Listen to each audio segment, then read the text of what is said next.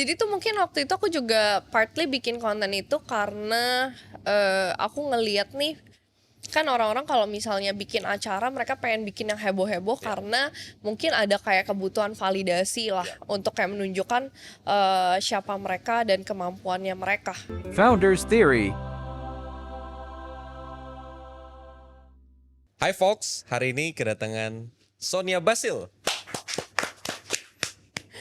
Sonia, thank you udah datang. Iya, aku yang thank you banget udah di-invite buat datang ke sini.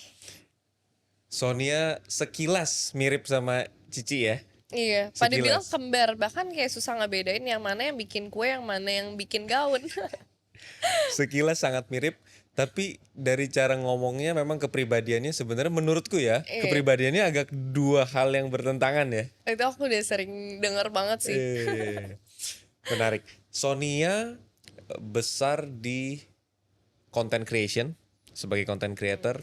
Di YouTube ada 1,3 juta subscriber, di TikTok 2,9 juta, di Instagram 200 ribuan, 300 ribuan something.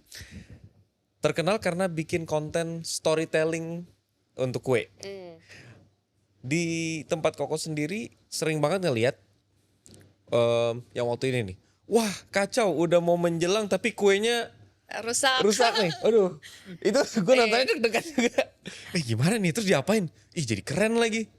Tapi kalau itu kan memang beberapa kali kayak gitu kan emang kamu bikin story yang menarik. Tapi kan ini kan kamu udah jalanin dari 2020 berarti ya? Aku dari 2000, sebenarnya kalau bikin kuenya dari 2017, tapi Oke. kontennya dari 2020-an akhir gitu. Berarti kan 4 tahun kamu bikin konten ini kan? Sampai sekarang masih aktif terus. Iya. Pernah buntu ide gak? Kalau buntu ide pasti pernah ya. Soalnya maksudnya kan kayak kita tiap hari dituntut untuk create konten yang makin menarik gitu ya. Kan nggak mungkin kalau kita bikin cerita ya gitu-gitu aja orang pasti nontonnya bosen dong. Jadi kan pasti ada tuntutan untuk gimana nih kita explore ke arah yang lain yang kayak ceritanya tuh lebih menarik. Mungkin masih cerita yang sama tapi pengemasannya tuh yang lebih menarik. Nah, jadi tuh sebenarnya buntunya tuh bukan di ceritanya, tapi pengemasan kontennya itu yang menurut aku jadi struggle sih. Menarik. Content creator tuh ada banyak. Sangat banyak di Indonesia, tapi sedikit yang mengkombinasikannya jadi sebuah bisnis yang real. Seringkali kendalanya adalah pebisnis pengen jadi content creator nggak ngerti cara bikin konten. Content creator pengen jadi pebisnis nggak ngerti cara bikin bisnis. Yang Koko suka adalah kamu salah satu orang yang bisa menggabungkan content creator dengan bisnis. Kamu ada Kekologi, ada Keku, terus ada Monsora. Iya. Boleh gak diceritain pertama kali berarti bikin bisnis yang mana, kapan, dan gimana ceritanya? Oke, jadi aku kan pertama kali banget tuh dulu startnya dari Kekologi di 2017. Aku tuh memang waktu itu start Kekologi ini karena emang aku juga punya passion di cake decorating sama arts gitu. Nah, awalnya tuh dulu bahkan aku pengennya kayak jadi florist.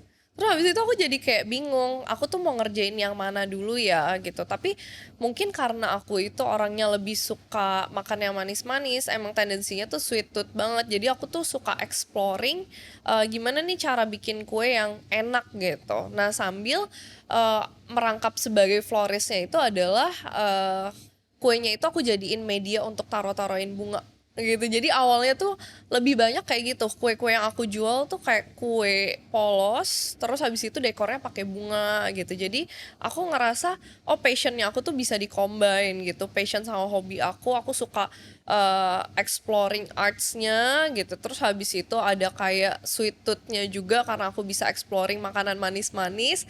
Terus habis itu aku bisa kayak combine tuh antara kue sama bunga tuh jadi satu gitu. Terus habis itu dari situ ya mungkin belum ada DNA-nya ya karena dulu pas pertama kali mulai bisnis ya udah asal aja gitu, kayak kepikiran bikin apa, bikin langsung jual aja gitu. Dan kebetulan marketnya ada gitu. Jadi aku belum benar-benar memahami sebenarnya marketnya aku, targetnya tuh seperti apa sih gitu. Jadi ya memang seiring berjalannya waktu, mungkin aku sambil banyak belajar, sambil banyak menyesuaikan sampai akhirnya aku tahu nih, oh DNA-nya target marketnya tuh seperti apa gitu. Nah akhirnya terbentuk nih Cakeology itu aku lebih banyak memang ke arah custom, ikutin kebutuhannya market. Memang mungkin pas pertama kali aku mulai Cakeology itu kan basicnya karena datangnya dari problem aku on daily. Dulu aku pas masih kuliah, sekolah, kalau ada temen ulang tahun tuh aku siapin cake sama kado gitu. Jadi ide custom cake ini tuh untuk biar kayak ngegabungin antara cake sama kado itu jadi satu objek yang itu tuh memang pasti selalu ada di tiap occasion, which is kayak ya udah kue gitu, kue yang customize, yang personalize, yang nyesuaiin sama karakternya orang gitu. Jadi ya udah memang DNA-nya Cakeology di situ sampai akhirnya kena pandemic tuh. Nah pas kena pandemic itu aku memang berasa sih, emang awal-awal banget mungkin aku juga nggak bakalan bohong ya, pasti tetap aja gitu yang biasanya orang punya occasion, ada wedding, ada kayak sweet 17, terus habis itu tiba-tiba langsung semuanya itu gone, kayak nggak ada waktu pasti, kayak ini tuh mau di reschedule ke kapan sih gitu. Akhirnya kita yang tiap hari bikin kue juga jadi bingung nih, kayak udah nggak ada aja gitu orderan karena orang-orang juga masih kayak takut-takut gitu.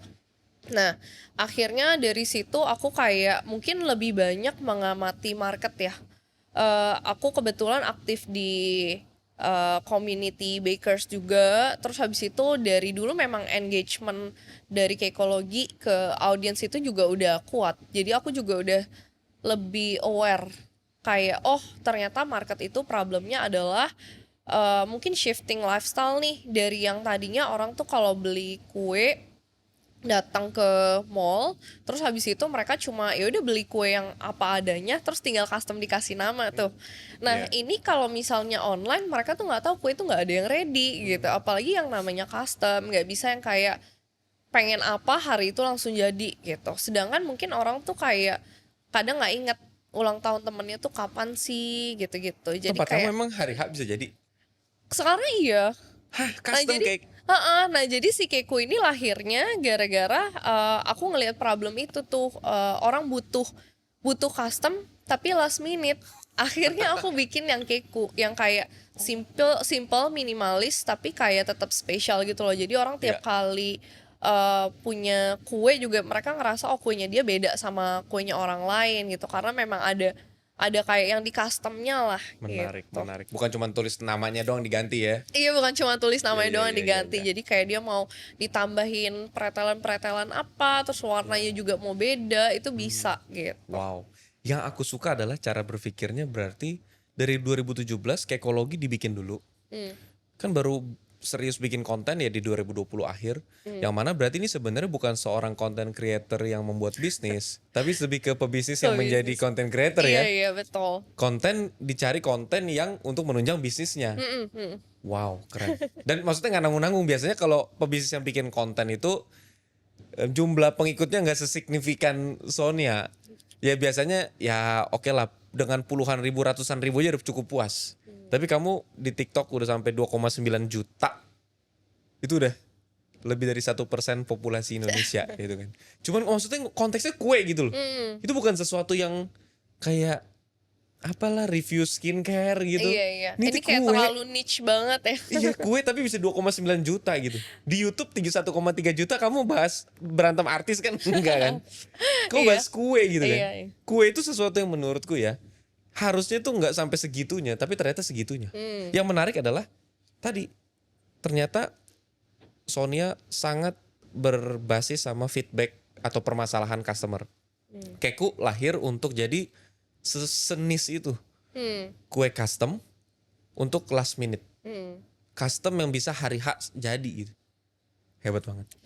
Kalau Monsora apa USP-nya? Kalau Monsora ini mungkin terlahirnya karena partly aku ngerasa aku juga pengen grow nih. Kan selama ini mainnya online doang. Ya. Terus habis itu kebetulan ini aku dapat opportunity ditawarin nih, mau nggak kayak kita bareng lah, kita godok ideas bareng, kita bikin offline. Nah dari memang partner-partner aku ini memang mereka tuh udah expert lah di dunia offline. Nah, tapi mereka nggak punya skill untuk godokin nih si kuenya itu yang kayak emang market suka tuh yang seperti apa, terus habis itu dekornya kayak gimana.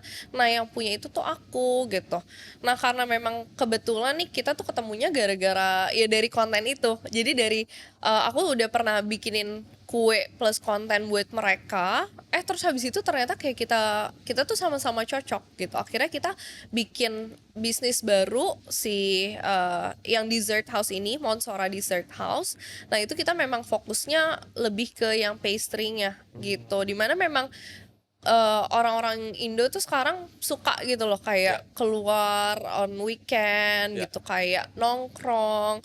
Nah, terus tuh memang kalau nongkrong kan cocoknya bukan makanan yang berat-berat ya gitu. Jadi kayak memang lebih spesialis aja deh kita mainnya ke dessert house karena DNA aku kan di sweet tooth ya, di makanan-makanan manis gitu. Jadi kayak kita bikin ini khusus dessert house aja gitu. Di mana kalau di tempat lain mungkin masih banyak tuh yang jualnya kayak savory and coffee atau kayak coffee tapi dessertnya tuh cuma sebagai pelengkap aja. Nah, kalau kita kebalikannya. Jadi dessertnya itu sebagai main, coffee, tea dan lain-lain itu tuh cuma pelengkapnya aja.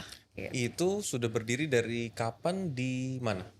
Dari April tahun lalu gitu di areanya tuh di M Block. Ya, itu area F&B viral aku sebutnya. Iya, kan? sekarang lagi Itu di viral situ parah banget. loh. Iya. Aku lihat sendiri depan mataku ya. Itu beberapa toko, bukan cuma satu, beberapa toko yang menurutku aku juga awalnya nggak tahu ada toko itu gitu. Ada donat lah, ada apalah, ada apa. Itu ngantrinya. Iya, antrinya parah banget. Hujan-hujan aja mereka ngantri loh. Pakai payung. Dan itu Saking soalnya udah terlanjur ngantri, terus kayak ya udahlah hujan-hujan dijabanin. yang gila itu aku tuh lihat itu kebetulan waktu itu aku lagi hunting Gramedia deket situ. Kan ada Gramedia toko Iya, iya. buku. Itu dari pagi, dari mereka belum buka, itu ngantri sampai stoknya habis, sampai harus dikasih bangku di antrian ditulisin stok habis. Dan itu di beberapa titik bisnis gitu ya. Menurutku sih M Block ini memang menarik dan yang lebih keren adalah M Block ini kan sebenarnya bukan suatu tempat.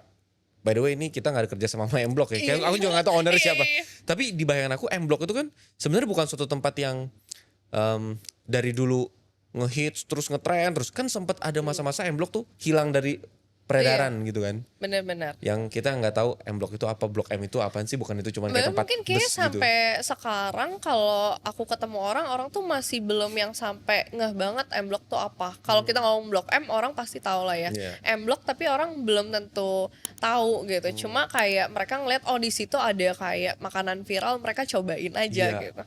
Dan yang hebat adalah dulu kalau kita mau ngomongin ngantri viral, itu sesuatu yang tren-trenan. Paling itu umurnya bisa kehitung deh, paling berapa hari, berapa minggu udah. Bener. Ini yang di M Block itu ya, itu udah hampir setengah tahun, udah hampir 1 tahun tetap aja rame terus loh. Yang hebatnya lagi, yang rame itu lokal punya. Maksudnya bukan brand dari Paris lah, brand Iya. dari Jepang lah. Enggak, ini brand dari Indonesia yang rame. Ya salah satunya Monsora, ada beberapa yang aku tahu, Odonat lah apa dan segala macam. Iya. Pokoknya itu memang brand-brand lokal yang bikin emang orang-orang Indonesia. Itu menurut aku membanggakan karena lucu deh. Kalau kita misalnya baju nih ya, kita masih beli dari luar, oke lah bisa diimpor baju kan. Tapi makanan aja. Detik ini dari kopi, kue dan segala macam. Kita bahkan seringkali kalah sama yang luar. Yang bahkan brandnya aja kita impor brandnya gitu. Iya, bener. Nah, yang menarik adalah Monsora ini kamu berdiriin sama beberapa partner. Em, ini boleh di-mention gak sih partner-partnernya? Boleh sih. Yang aku justru mau tarik adalah bukan yang influencernya, tapi yang non influencer itu jadi dulunya tuh klien kamu. Maksudnya dia pernah beli atau bukan beli bentuknya? Waktu itu kebetulan jadi ceritanya gini sih, ini agak lucu. Kan mereka waktu itu mau anniversary ke-1. Hubungan mereka. Iya, hubungan Siapa sama namanya? mereka. Si menanti. Oh, ini si menanti. Iya, Oh, iya. bukan yang itu, oke. Nah, jadi waktu itu tuh mereka mau anniversary Ya. pertama Oh, gitu. anniversary bisnis mereka. Iya, betul. Jadi karena mereka mau Oh anniversary, iya, aku tahu yang terus kamu habis bikinin itu kue ada daun itu. nah ya, iya ya, ya. bener. Nah tapi tuh gini, jadi waktu pas mereka datang ke aku, mereka memang pengen dibikinin kue. Tapi ya udah kayak terserah aku aja mau bikin kue kayak gimana gitu. Dan mereka tuh memang waktu itu pengennya beli. Nah, tapi tuh aku tuh udah tahu mereka dari lama dan aku ngerasa aku ngefans banget. Aku udah ngikutin journey-nya mereka sampai menjadi seorang pebisnis itu seperti apa dan itu tuh bener-bener menginspirasi aku banget. Jadi ketika mereka mau beli, aku kayak bilang aku nggak mau gitu. Ya. Aku mau kayak memang bikin ini spesial untuk mereka. Dan kayaknya itu untuk pertama kalinya aku nge-challenge diri aku untuk bikin sesuatu yang Itu di agak luar kemampuan itu aku. agak gila loh. Itu yang kalau aku nggak salah inget ya, itu adalah kue yang bentuknya kayak minuman kan? eh Kayak yang ini sih itu tuh kayak maskotnya mereka gitu yang ya, apa yang sih ada daun di atas iya kepalanya yang itu. ada daun di atas kepalanya. Terus kenapa itu jadi suatu challenge? Emang beda sama yang custom cake lain? Kalau custom cake yang lain kan mungkin ukurannya kayak standar aja. Yang itu waktu itu aku bikin gede banget Segede dan apa? lumayan sih gede banget sih. Pas aku angkat sih kayak lumayan. Nah, tapi itu aku kan dengan basic otodidak gitu. Jadi aku kan kayak dari rumahan gitu. Terus ya udah aku challenge diri aku untuk bikin yang segede itu. Ternyata selama ngejalanin prosesnya banyak gagalnya gitu. Tapi entah kenapa aku ngerasa kayak at that time ya udah aku nggak pikir panjang. Apapun yang terjadi memang ini part of dari kejadiannya aku cerita aja gitu. Nah, jadi sampai pas ngerjain terus habis itu hancur-hancur pun ya itu juga bukan gimmick gitu. Oh, Itu itu bukan emang gimmick? bukan gimmick, itu emang kenyataannya rusak, tapi aku selalu mungkin ini value utama aku ya. Aku tuh paling anti banget buat bikin orang kecewa. Jadi aku mau kayak gimana pun kejadiannya, aku bakal tanggung jawab sampai itu tuh jadi gitu. Jadi aku berusaha untuk yaudah aku lembur, aku kayak bikin sampai dia tuh bener-bener jadi dan bisa dibawa ke acaranya besoknya gitu. Terus habis itu ternyata ceritanya viral, terus habis itu kayak Berapa online penonton lah. tuh waktu itu videonya tuh? Kayak berapa Wah, juta lah ya? iya udah kayak 20, kayak mungkin 20 sampai 20 30-an juta ya. Dan itu tuh views. aku serangkaian. Jadi ada beberapa Aduh. kayaknya ada beberapa Iya, iya, video iya. gitu. Dan maksudnya itu kan biasanya kalau kita beli kue, kita tuh nggak berharap kuenya itu viral atau apalagi kalau si penjual kuenya membantu kita memviralkan acara, kita tuh nggak berharap sampai ke situ lah. Tapi ini kalau orang beli dari Cakeology tuh bisa ikutan viral dari gara-gara Cakeology-nya ya. Iya.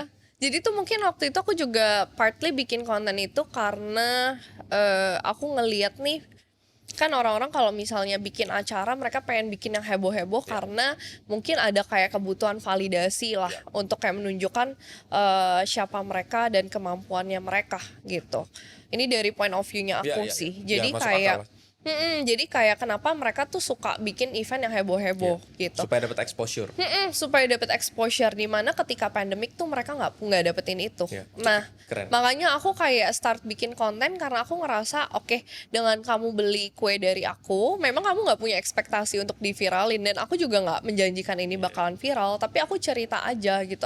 At least orang di luar sana tahu kayak oh kamu tuh lagi celebrating something yang kayak momen yang penting buat kamu gitu. Jadi kayak ya dari situ terus ternyata mungkin aku dapet banyak positive feedback. Akhirnya itu yang mendukung aku menjadi seorang content creator. Jadi kayak itu part of mungkin marketing strateginya kita lah ya. Gitu. Dan itu sangat smart, entertaining, edukatif, inspirasional juga. Kalau orang dengar cerita-cerita yang kamu bangun ya. Yang aku suka adalah ini di bisnis model sangat berbeda. Kalau kita cuman jual kue, apa sih yang dijual? Ya udah kue enak, harga terjangkau. Udah that's it. Kue enak, harga terjangkau. Kue enak, harga terjangkau dengan lokasi strategis dan segala macam. Tapi yang kamu jual adalah kue enak, harga terjangkau yang bisa membantu viralitas atau exposure. Ya sebenarnya kalau dibilang kamu bisnis kue, iya. Tapi kamu juga bisnis media sebenarnya. Mana ada toko kue yang 2,9 juta pengikutnya, habis itu sekali expose bikin kue bisa penonton 20-30 juta. Itu namanya bisnis media. Kalau kita bayar media aja buat bahas itu udah berapa duit gitu kan. Nggak ada nilainya tuh maksudnya dibandingin sama harga kue. Tapi poinnya adalah yang aku suka kamu bisa konekin itu karena kamu lihat kebutuhannya. Orang kalau beli kue dalam konteks kue untuk usahanya dia, ketika dia launching lah, ketika dia anniversary, dia tuh bukan cuma butuh kue tapi butuh exposure. Nah itu kan umumnya orang nggak mikir sampai situ. Kue ya udah kue, kamu satuin kue sama exposure, jadilah Cakeology, terus Keiku, Monster dan segala macam. Yang menarik adalah ketika aku ngelihat kamu tadi bilang otodidak. Memang kamu sebelumnya bukan studi di bagian memang kue. Aku tuh sebenarnya dulu pas kuliah aku ngambilnya hospitality management. Nah, tapi back then aku ngerasa pas kuliah tuh karena cake decorating tuh belum jadi tren. Jadi kayak di semua kampus menurut aku cuma diajarin sekilas banget, kayak bener-bener very brief, cuma sekali pertemuan dan itu nggak bener-bener diajarin gitu. Dan memang fokusnya tuh lebih kayak ke kita bikin pastry-pastry yang buat dijual di hotel Iya. gitu. Nah, makanya kenapa aku bilangnya otodidak, karena untuk artsnya sendiri dan lain-lain itu semuanya aku belajar dari YouTube. YouTube. Dari YouTube. Jadi kita mau gali cara belajarnya Sonia Basil. Karena kalau detik ini kita akuin apapun yang kamu settingin itu udah proven. Terbukti jadi bisnisnya, terbukti jadi duitnya, terbukti menyerap lapangan kerja dan segala macam. Tapi pertanyaannya kan gimana caranya dari awal seorang Sonia Basil tuh bisa mikirin semua ini. Nah, satu, berapa persen? Ini rapid question aja. Berapa persen kira-kira ilmu yang kamu pelajarin di hospitality management itu kepake untuk bisnis kamu sekarang? Mungkin aku bakal bilang 30-40%. Oh ya? Karena memang sebenarnya yang untuk perhitungannya, manajemennya itu aku tetap pakai. Dan itu memang benar-benar literally kepake. Kepake. Aku bahkan sampai detik ini aku tuh selalu buka lagi buku-buku kuliah aku dan aku kayak Sampai benar-benar detik ini nih. iya. Wow. Aku kadang kalau buntu aku kayak cari lagi, ini kayak dulu pernah belajar gitu. Ih, menarik. Tapi itu aku ngerasa gimana ya, ini kayak terdengar bullshit, tapi memang kenyataannya dulu tuh aku kayak males belajar, tapi sekarang aku menyesal kenapa dulu pas kuliah gak belajar bener-bener. Karena kayak sekarang tuh kayak kita kalau udah bingung, lagi ketemu problem, mau nanya ke siapa, dosennya udah gak ada gitu. Ini akan terdengar bullshit kalau kita lagi ngomong di panggung kampus. Iya. Tapi kalau kita ngomong di podcast, ini tuh inspiratif. Karena kan kamu nggak ada obligasi buat membela kampus apapun Iya kan, sih. atau membela Kemendikbud atau apapun. Tapi poinnya adalah yang aku suka, orang biasanya bilang ini ada book smart, street smart. Kamu berusaha menggabungkan dua itu untuk proporsi yang cukup unik. Aku belum pernah ketemu yang proporsinya itu 60-40. Jadi biasanya orang kalau street smart banget nganggap pendidikan itu nggak pendidikan penting. nggak penting. Tapi kalau orang yang sangat book smart ngerasa ya itu legitimasi segalanya. Nah, kamu kombinasiin 40% dari apa yang kamu pelajarin dan itu kepake sampai detik ini. Kamu membangun usaha hari ini dengan pengikut sekian banyak sekalipun, dengan lain sebagainya, kamu tetap pakai ilmu-ilmu yang ada di kampus itu. Oh, menarik. Menarik. Detik ini sekarang tim kamu udah berapa orang kira-kira? Tim aku sekitar 13-14an sih. 13-14 orang yang aku yakin banget 4 tahun yang lalu kamu nggak pernah terbayang mungkin Iya. bahwa akan bisa memberikan kehidupan buat 13-14 orang. Yang kedua, sekarang itu udah mulai terbentuk suatu sistem.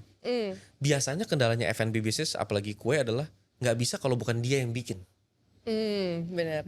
Sedangkan kalau kamu udah terbentuk suatu sistem, walaupun kamu yang bikin ataupun bukan kamu yang bikin, hasil tetap sama, tetap bagus. Gimana caranya? Mungkin ini backstory-nya itu terjadinya gara-gara aku tuh pernah kena DBD. Oke. Jadi aku kena DBD dan aku harus dirawat di rumah sakit. Nah, tapi aku inget banget itu aku udah panas tinggi banget, udah kayak kalau tiap kali ngecek tuh udah 39 lebih. Nah, tapi tuh aku masih berjuang untuk nyelesain kue. Karena balik lagi, aku value utama aku itu aku nggak pengen Nggak mau bikin ngecewain kecewain orang, ya. orang gitu. Jadi kayak sebisa mungkin aku selesain dulu nih sebelum aku masuk ke rumah sakit. Dan itu dulu belum punya tim. Trombosit udah tinggal 2.000 kali itu ya. Iya, Abis itu tetap bikin kue. Iya, itu makanya sampai semua orang tuh udah sampai kayak udah belum kita mau ke IGD nih gitu. Terus aku kayak selesain dulu, kuenya udah selesai, habis itu bener-bener aku tumbang masuk IGD dan aku dirawat di rumah sakit. Nah, sama waktu itu 7 hari gitu, aku tuh bener-bener nggak bisa produce kue sama sekali kan. Ya Di situ iyalah. aku sampai mikir kayak kalau aku punya bisnis dan itu cuma bergantung sama aku doang, it's not a business. Karena basically aku cuma ya udah, kalau bukan aku yang kerjain kan nggak ada, bisnisnya nggak jalan gitu. Jadi kayak kalau aku pengen bikin sebuah bisnis itu memang sudah harus ada sistemnya. Jadi mau ada atau nggak ada aku, bisnisnya tuh tetap jalan. Dan ini tuh selalu ditekenin sama papa aku. Dia itu yang selalu kayak berusaha untuk mentoring kita lah ya. Jadi untuk biar kita tuh benar-benar paham what to do nih gitu. Nah jadi tuh dulu tuh memang awalnya aku sendiri kayak punya apa ya, mungkin punya egonya sendiri ya. Jadi pas papa aku ngomong kayak gitu dulu aku ngerasa kayak aku masih belum benar-benar kayak bisa menerima kenyataannya. Aku masih pengen bikin kue gitu. Sampai pas awal-awal hiring tuh dulu bukan aku yang interview, jadi papa aku yang interviewin buat aku. Nah sampai orang yang dia tunjuk itu adalah orang yang aku ngerasa ini tuh kontras banget personalitinya sama aku gitu. Aku ngerasa kayak ini si papa kok bisa milih orang yang benar-benar beda banget sama aku. Terus aku sampai mikir nanti gimana ya kayak sehari-harinya aku kerja sama dia gitu. Tapi ternyata at that time tuh aku belum bisa melihat yang aku butuhkan. Jadi memang kebetulan papa aku mungkin pengalamannya udah lebih banyak. Dia yang selama ini mentoring aku. Dia melihat kebutuhan aku itu, kekurangannya aku itu apa. Jadi dia meng-hire orang yang memang bisa melengkapi aku, dan ternyata terbukti orang itu yang sekarang menjadi tangan kanannya aku, dan literally kayak segala apa ya, ups and down-nya aku bersama dia itu kita tuh berusaha untuk kayak saling melengkapi gitu. Makanya yang sekarang aku bisa apa ya, membangun sebuah sistem, bisa kayak mempercayakan dapur itu karena aku udah ngelihat ada orang yang bisa aku percayain itu. Wow, peran papa penting banget ya. Iya. Menarik. Jadi yang luar biasa adalah kamu dalam perjalanannya itu ngalamin kondisi yang ekstrim. Memang gak semua orang ngalamin seperti kamu DBD atau apapun. Tapi kalau amit-amit satu hari seorang pebisnis yang oke lah, bukan pebisnis tapi pedagang, seorang pedagang besar, omsetnya mungkin puluhan miliar, tapi kalau dia sakit itu bisa ya udah nggak ada penghasilan lagi. Kalau dia at least nonton podcast hari ini, dia bisa mulai berpikir ya juga, maksudnya kalau kue sepersonal kue aja bisa disistemin, apalagi bisnis lain harusnya bisa disistemin. Kan balik lagi bukan cuma tentang how-nya, tapi lebih ke mau atau nggak maunya sih. Bener. Kalau how-nya ya selalu ada caranya lah, standarisasi lah, bikin SOP lah, bikin apalah dan segala macam. Itu kan bukan sesuatu yang terlalu rumit. Pernahkah berpikir, tapi kalau aku nanti sistemin, diambil orang, nanti dia bikin toko kue sendiri. Oke. Atau karena kamu pikir enggak sih, pembeli masuk gara-gara konten aku, jadi orang tetap nyarinya Sonia Basil Cakeology bukan kuenya. Sebenarnya banyak banget yang suka mikir kayak gini dan selalu mempertanyakan ke aku, karena kan sampai detik ini aku selalu open internship kan. Jadi kan orang datang internship itu kan ya dia datang belajar, habis itu ya bisa aja dia keluar dia bikin bisnis lagi sendiri. Dan mungkin aku tuh punya kayak satu belief ini, dimana kalau rezeki itu ya nggak mungkin kemana gitu. Maksudnya ya memang semua orang bisa bikin bisnisnya yang mirip-mirip juga gitu, tapi ya lebih ke person behind the businessnya itulah yang kayak menjadikan sebuah bisnis itu bisa di trust gitu. Jadi aku juga bukan bilang kayak karena orang trustnya aku jadi dia nggak beli dari tempat lain, tapi kan pokoknya tiap orang kan mungkin punya kayak koneksinya berbeda-beda gitu. Terus habis itu yang kedua, mungkin aku juga partly ngerasa ini cara aku berkontribusi ke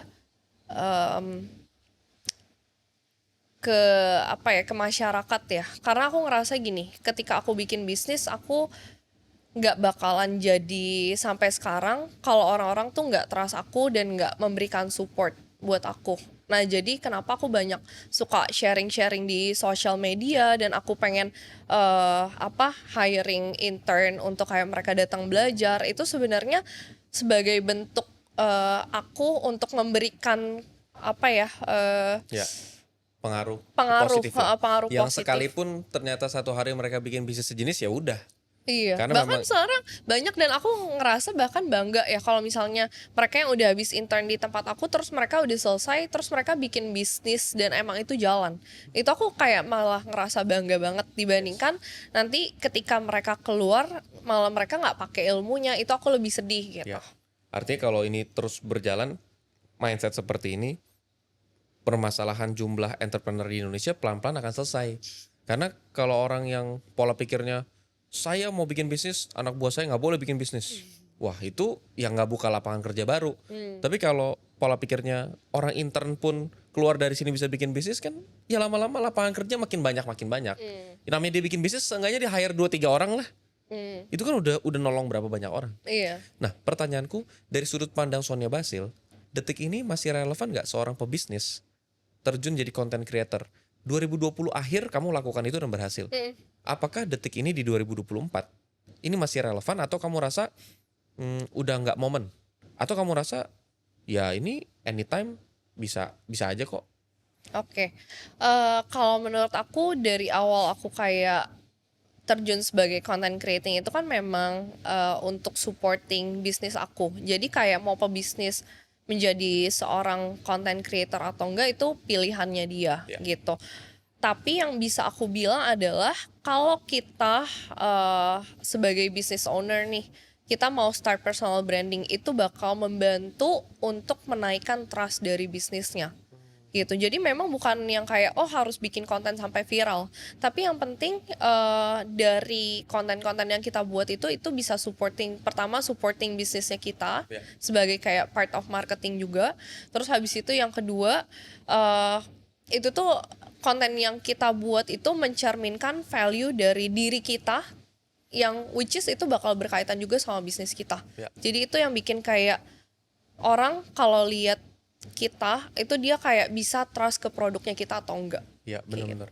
Nggak selalu harapannya punya jutaan follower Betul. atau viralitas, tapi personal branding si owner itu bisa ngasih lihat value apa yang owner ini percayai dan perusahaan ini pegang. Dan itu lebih gampang ya, karena kalau corporate yang ngomong value-nya kayak ini apa sih, paparan visi misi Iya, gitu kan. iya, iya. Tapi kalau Betul. owner itu kan ya dari cara dia ngomong aja value-nya udah langsung tergambar. Oh, ini orangnya honest. Oh, ini orangnya nggak pernah mau mengecewakan orang lain. Oh, ini orangnya bertanggung jawab. Itu kan value-nya tuh kegambarnya lebih Kelihatan, gampang gitu. iya. Kalau corporate tuh agak dengan cara apa ya? Apa slogan gitu kan kayak. Iya, iya. Ya plus minus lah ya. Cuman ini poin menarik. Jadi sebenarnya anytime is a good time ya. Walaupun sekarang pun ya anytime bisa Betul. mulai. Betul. Walaupun mungkin ekspektasi viralitasnya Nggak ya, sedulu pas pandemik ya, ya. ya. Betul. Menarik. Aku penasaran dari sudut pandang Sonia Basil terkait algoritma sosial media. Ini pasti nggak 100% benar karena kita nggak ada yang tahu algoritmanya kayak apa gitu ya. Cuman aku cuma pengen tahu dari sudut pandang kamu. Dari 3 platform itu, menurut kamu, kan ada, aku langsung mention aja ya, ada TikTok, YouTube, Instagram. TikTok nomor 1 pengikutnya 2,9 juta, YouTube 1,3 juta, Instagram 300 ribu. 213. Ya, 200 ribu. Mana yang paling mendatangkan keuntungan buat perusahaan kamu? Menurut aku tuh ini marketnya beda-beda ya. Jadi kayak kalau dari TikTok sama YouTube itu ya mirip-mirip lah. Itu kayak itu sendiri. Terus kalau dari Instagram itu marketnya beda lagi. Nah kalau dari yang kayak video platform kayak gini itu market yang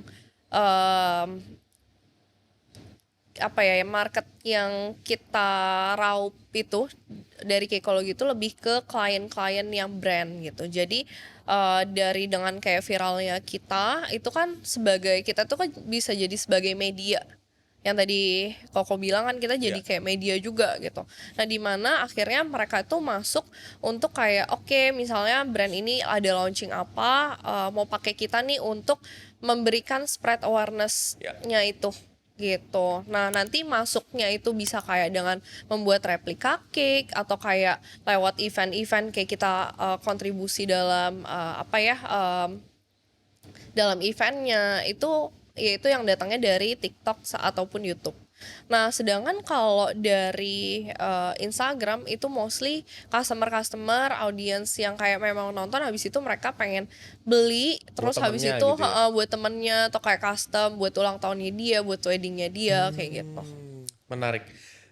Pertanyaanku adalah, em, TikTok dan YouTube ini kan bentuknya kamu mirroring konten. Maksudnya kan satu konten untuk TikTok, YouTube, Instagram gitu kan.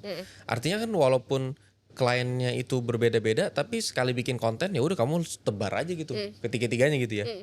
Apakah untuk Instagram kamu bikin konten yang lebih spesifik lagi dalam bentuk foto-foto, ataukah memang cuma murni mirroring video yang kamu bikin buat TikTok, YouTube? Kalau di eh, TikTok sama YouTube aku benar-benar fokusnya tuh di yang kue banget. Nah, tapi kalau misalnya di Instagram itu memang ada kayak foto-foto, terus habis itu di tiap foto pun aku juga mix nih, ada yang kayak emang cuma foto doang, ada yang memang aku tetap bercerita tapi lewat captionnya gitu, karena memang kan audiens itu kan beda-beda ya jenisnya, ada yang memang dia lebih suka baca, ada yang memang lebih suka visual, emang ada yang penikmat video gitu. Jadi memang kalau di Instagram itu karena jenis platformnya itu kita bisa kayak mix antara foto sama video, jadi di Instagram kita postingnya juga lebih banyak dan beragam gitu. Sedangkan kalau di TikTok ataupun di YouTube ya udah literally kayak kita bikin yang untuk video satu itu doang gitu. Kalau Instagram tuh juga lebih personal life ya. Aku lihat ya. Bener, iya Kemarin iya. acara ulang tahun apa segala macam. Iya iya. Menarik. Em, Beberapa pertanyaan terakhir sebelum kita menyudahi podcast yang inspirasi ini. Em, untuk seorang Sonia Basil, apa yang Sonia Basil impikan bisa terwujud di konteks usaha dalam 2 tahun ke depan? Dalam 2 tahun ke depan.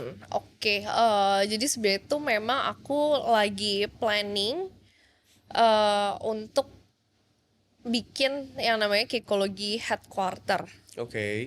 Jadi kayak memang di situ aku pengen ngegabungin lah ya antara kayak tempat production, terus habis itu workshop, terus habis itu aku juga memang suka apa ya kayak bikin trial-trial kue-kue rasa baru. Nah, itu kayak aku pengen di satu tempat yang sama gitu. Jadi kayak mungkin sebagai pusatnya tempat yang sekarang itu menjadi cabangnya gitu, malah dibalik. Karena di situ pengen kayak kita kumpulin semua apa ya semua ideas yang sama ini aku pengen wujudkan itu di dalam satu tempat gitu. Interesting. Terus tadi ada satu hal yang menarik adalah kalau sebelumnya bisnis Kekologi itu custom cake, sekarang bahkan bisa bisnis modelnya adalah yang dijual event activation untuk cake decorating. Betul. Jadi ada orang, misalnya kita pemilik bisnis, terus kita mau launching sesuatu, kita pikir daripada acaranya gini-gini doang, kenapa enggak ya udah kita bikin satu event tertentu, eventnya mendekorasi kue, dan itu bisa bareng sama Kekologi gitu ya. Iya, itu bisa bareng sama Kekologi. Jadi memang mungkin kan kalau dari dulu Kekologi ini kan lebih adjusting ya, lebih ya memang mungkin kita lebih kayak berinovasi terus ya, apa yang memang dibutuhkan oleh market gitu kan. Kita nggak mungkin cuma fokusnya ke ya udah aku cuma bisa bikin ini ya kamu mau beli ini atau enggak gitu, tapi kan memang tren market itu kan berubah-ubah dan kita kan juga memang harus adjusting.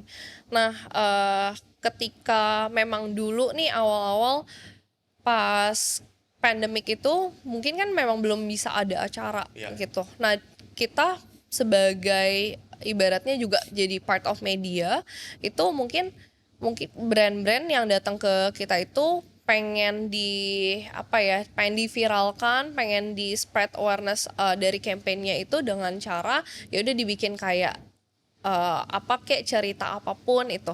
Nah, mungkin at that time dulu aku mikirnya yang bisa bikin viral itu adalah kalau kita bikin replika cake yang gede-gede gitu. Karena kan semakin gede, semakin challenging, semakin ada cerita yang menarik gitu. Jadi nggak cuma kayak sekedar review produknya gitu, tapi kayak kita ya udah kita bikin nih replika cake-nya. Jadi memang tiap kali ada brand yang mau masuk ke aku, dia emang harus ngambil kuenya juga dari Cakeology gitu. Jadi memang biar Cakeology sama aku punya portfolionya sama nih, Ya. jangan cuma aku doang yang dapat portfolio dari brand tapi Cakeology-nya enggak gitu.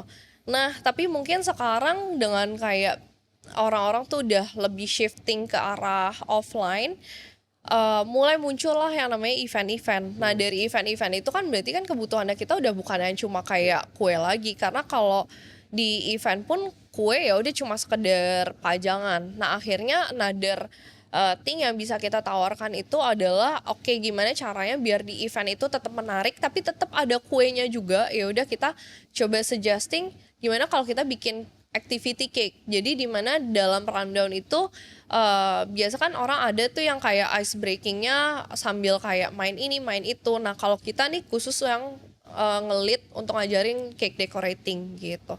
Dimana ini tuh juga berguna loh buat orang-orang, terutama mungkin kalau kita bikin event-eventnya kayak kantoran, terus habis itu yang marketnya kebanyakan perempuan karena mereka tuh sebenarnya pengen coba. Suka itu. Iya suka juga, kayak penasaran selama ini tuh kayak bikin kue gimana sih. Tapi karena belum ada yang mewadahi khusus gitu yang kayak untuk mereka trial-trial, jadi kita cobanya mulai dari yang event-event itu kita suggesting, oke mau nggak nih pakai activity cake Ya. gitu. Menarik. Aku sangat suka konsepnya karena dari tadi tuh kalau kita lihat tanpa garis merahnya, tanpa benang merahnya, kita akan bingung kayak sebenarnya gimana sih bikin kue. Tapi kok jadi content creator, habis itu kok bikin event activation, bikin apa jasa kita sebutnya gitu aja ya, jasa pengelolaan event dekorasi kue gitu. Iya. Gimana itu nyambungnya? Ternyata nyambungnya adalah di tiga-tiganya ini fokusnya adalah untuk enhance satu hal doang, memperlengkapi atau memperindah, memperbagus, memviralkan acara-acara launching. Dari awal kue kan dipakai buat perayaan-perayaan, bener-bener jadi penyempurnaan perayaan. Nah perayaan itu kan bisa sempurna kalau ada kuenya, mungkin ada talent KOL-nya, Betul. kalau dia masuk ke media-media dan viral, kalau dia acaranya juga berjalan tidak membosankan, kalau aktivitas-aktivitasnya menarik. Jadi ini kalau mau dikembangin kemanapun ini masih sangat luas. Iya. Tapi yang aku suka adalah bisa ditarik benang merah ke situ. Ini jadi kalau ditanya sebenarnya bisnis Sonia ini bisnis apa? Menurutku ya, ini adalah bisnis event slash media.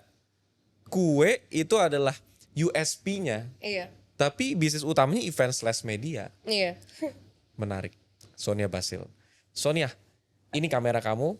Ini adalah pertanyaan penutup sekalian key takeaways. Boleh gak Sonia sampaikan kepada teman-teman di kamera, terutama kepada para pebisnis yang merasa, tapi aku nih introvert, tapi aku nih nggak bisa tampil. Nah, tadi kan Sonia bilang personal branding itu penting. Tapi dia ngerasanya, tapi aku introvert. Aku pengen sih tertarik personal branding, tapi aku ini introvert. Gimana ya memulainya? Dan apakah ini bisa untuk semua orang atau bisa ini untuk aku atau gimana sih? Silakan. Oke, pesan aku tuh satu, aku paling gak suka banget atau aku paling benci banget kalau orang udah nge-label diri. Dulu aku selalu nge-label diri aku tuh introvert gitu. Jadi itu aku ngerasa itu sebagai alasan untuk aku tuh maju.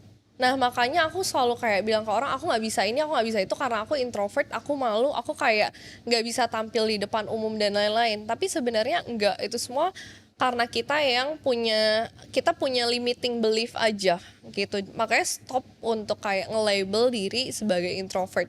Kamu bisa jadi introvert kalau kamu mikir kamu seorang introvert, dan kamu bisa jadi extrovert kalau kamu mikir kamu adalah seorang yang extrovert. Jadi balik lagi itu semua tentang mindset. Dan menurut aku yang terpenting adalah punya fokus atau kayak punya tujuan yang kayak lebih besar yang bisa memotivasi kamu untuk memulai sesuatu. Itu yang paling penting. Menarik. Sekian dari Sonia Basil by Fox.